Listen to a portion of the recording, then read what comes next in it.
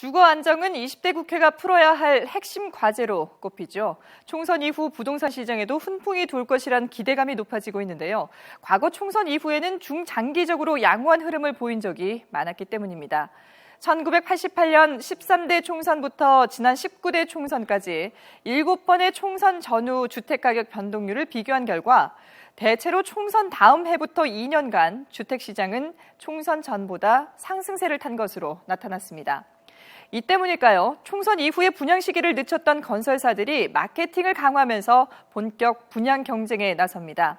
부동산 시장 분석업체 부동산인포에 따르면 오는 6월까지 2분기 분양 예정 물량은 모두 12만 5,200가구로 지난해 같은 기간보다 22.5%가 증가했습니다.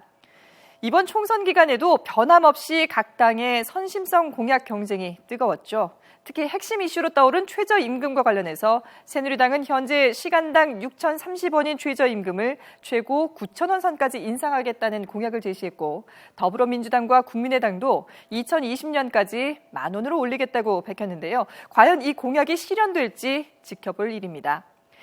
20대 총선이 막을 내리면서 정부도 그동안 총선용이라는 비판을 고려해 미뤄뒀던 경제정책들을 잇따라 내놓을 예정입니다. 한상욱 기자의 리포트 보시죠. 유일호 경제부총리는 미국 뉴욕에서 열린 한국경제설명회에서 수출 활성화 대책과 구조개혁에 힘입어 올해 3%대 성장이 가능하다고 밝혔습니다. 하지만 이 같은 발언은 분석과 전망이라기보다는 정부가 세운 목표에 가깝습니다. 실제로는 국제통화기금 IMF가 우리나라 성장률 전망치를 6개월 만에 기존 3.2%에서 2.7%로 내려잡는 등 2%대 저성장이 굳어질 거라는 우려가 적지 않습니다. 이 때문에 정부는 20대 총선이라는 정치 일정에 막혀있던 경제정책들을 쏟아내 경기 회복에 불씨를 살리겠다는 계획입니다. 우선 이달 말 청년과 여성 일자리 대책을 내놓습니다. 애초 지난달에 발표할 예정이었지만 청년 취업 지원금 등의 일부 내용이 포퓰리즘 논란을 일으킬 수 있어 연기된 것으로 알려졌습니다.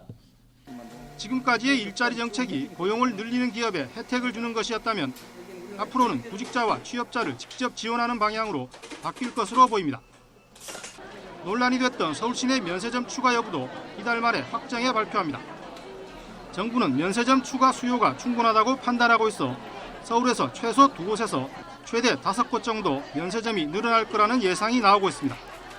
이 밖에도 이달 중순에 열리는 대통령 주재 재정전략회의에서는 재정 건전성을 높이기 위한 방안이 구체화될 것으로 보입니다. 최근의 국제적인 추세가 각국이 재정 건전성을 계속해서 강조하는 추세이기 때문에 우리나라 역시도 국가 부채가 빠르게 증가하는 상황에서 재정 건전성을 유지하기 위한 노력이 반드시 필요한 시점이고요. 또 19대 국회에서 무산됐던 이른바 노동개혁 법안과 서비스 산업 발전 기본법 등이 20대 국회에서 어떻게 처리될지도 관심입니다. YTN 한상욱입니다.